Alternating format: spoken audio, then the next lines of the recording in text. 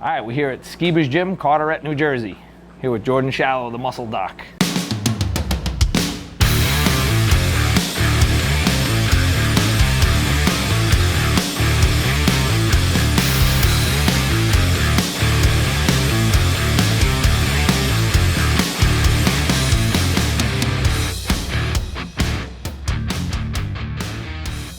Jordan came all the way cross country, come here and train, do some videos and photo shoots, and then you're heading back to California soon? Tomorrow. It's a really good opportunity for me to get to train with a guy like Jordan.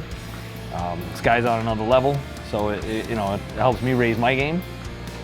And yeah, so what do you think about the workout? How was your, you're the one who traveled. For me, this is home, it's easy, but. Yeah, I mean, it's like the Incredible Hulk trick. Like, you know how he always stays mad, that's his trick, right? It's like if you just stay tired, it doesn't make a difference if you travel or not. No, it was good. I mean, flew in 2 days ago, thank you. And just been working up heavier singles since my injury. So we hit 390 for a single, just did some accessory work after. So pretty simple, no purpose in getting like too complicated this close to the meet. So just a little bit more, and we'll probably shut it down in like a week or so. Do you feel like you're 100% back from the injury? I don't mean strength-wise, I just mean like injury-wise, health-wise. Physically, yes, as good as I can be. Mentally, it's still a little bit tricky. Like just having the injury, especially on the bench press, it's like you kind of relive it every time you're under the bar. So physically, I feel pretty good. Just getting over the mental blocks. Like every time you go heavier, it's just like, it's the day it happens again. But things have been progressing in the right direction for a few months now. So yeah, all in all, feels pretty good going into the meet. So you did pretty much all singles today. Yeah. Is that typical for you 3 weeks out for a meet, or are you doing singles because of the injury? It's singles because of the injury. I find so like bench press being like the only like horizontal lift essentially in powerlifting. So like squat and deadlift, if you do them properly, you're in a good position to start another rep. Whereas like bench press, like the way our shoulders work, it's like kind of discontinuous, right? Like when we press, like when we flex our shoulder, we naturally want to elevate and protract. Like I think of like a pitcher throwing a ball, right? Well, that's not a good place to start your next rep from. So when it gets heavy for me, I just think one good rep is kind of like, this point it's like almost sports specific training, where it's maybe not like how my shoulder is meant to function, but in powerlifting it's how it's meant to function. So I'm just trying to groove one perfect rep with heavier weights, because I find when I finish like a perfect rep, I'm not really in a good position to start another one. So some of my lighter sets, I can overcome that position and kind of do 2, 3 usual meets prior. I would work more volume and try and use that volume to build a heavier single on the platform, where I likely won't go too much heavier than, if I can go 411 on the day, that's a third attempt, play it conservative. At this point, it's just you want to live to lift another day, right? Today you did 390. That's very high percentage of what you're going to go for at the meet. Yeah. Is that the heaviest you'll go, and now you'll back it down the next 2 weeks? So how you finish? No, I'll probably try and get 400 on the bar just for a confidence thing. On the day of the meet, to kind of get my head in the right space, that if I can get within 10 pounds, it won't mess with me too much. We're trying to make that big of a jump. Just psychologically, the way things have been going, it might be a little bit aggressive, and if I get hesitant, that's when things go wrong. So just kind of build some confidence. Probably can take the bench press a little closer to the meet than the other lifts. Like deadlift, I'll probably have 1 more session. Squat, maybe 1 or 2 more sessions, and then bench, likely maybe 3 to 5 more sessions in the next 3 weeks. Just weight on the bar wise, like it's 50% of what I'm pulling. Okay, so it's like a deload, right? Yeah, it's just you can take it further, like closer into the meet, just because it's on your nervous system. It's lighter, right? In relation to how much weight's in my hand when I'm pulling, or how much weight's on my back when I'm squatting. It's almost 50% less, so I can recover from it better, right? Yeah, so do an overhead press on the preacher curl machine just gives a little bit more stability to my shoulder blades, and some of my rehab work I've been doing has been a lot on like scapular stability. So seeing how much more strength I get just from anchoring my shoulder blades, like wasn't really self-evident to me why that would make a difference. And I started doing like serratus stuff and things to actually hone in on like internalizing that feeling of stability through my shoulder blades after my injury. And it's helped every time the weight gets heavier on the bar when I bench. It feels lighter and moves faster, which is kind of the trend that you want. So the overhead press, just a lot of volume, 4, 5 sets, up to like just 85 pounds, keeping it in double digits.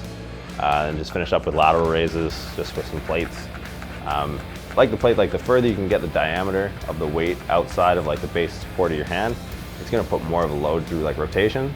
Like some people, yeah, exactly. So like dumbbells are very centered, which is good for just like loading more weight through one plane, but your shoulder, your like lateral delt works better as an abductor when it's internally rotated. So if you can have some resistance, like a longer lever in rotation, helps kind of make lighter weight harder, which is good.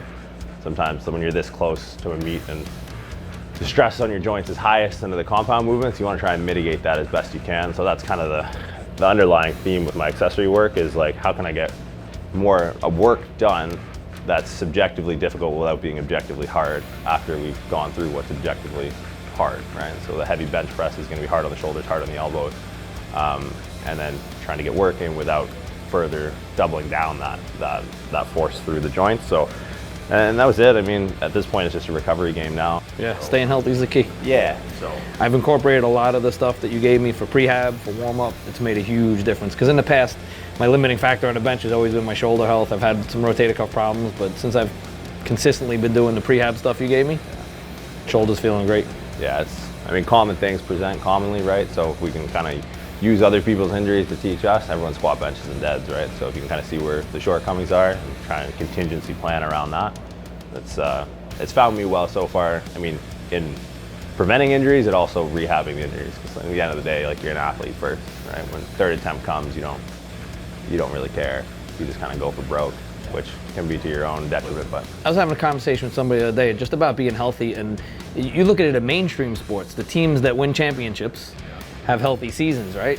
Yeah. Teams that consistently get injured guys, they could be talented as hell, but if they can't keep the people on the field, they're not winning. So. And it's the same thing with training. It's like, think of man games lost due to injury throughout the season. Or think of like lifts you got to cut short because your elbow hurts, or lifts you don't perform because your shoulders hurt or whatever. So the more you can train in a year, obviously the more you're gonna be able to progress year to year. And that's the thing. Too many people get focused on a meet rather than the year worth of training, or a training cycle versus a year versus 5 years versus 10 years. So as you get older, and as I get older, like, it's definitely something you start to consider more and more. Like, how can I keep doing this? Because at the end of the day, you just like to lift.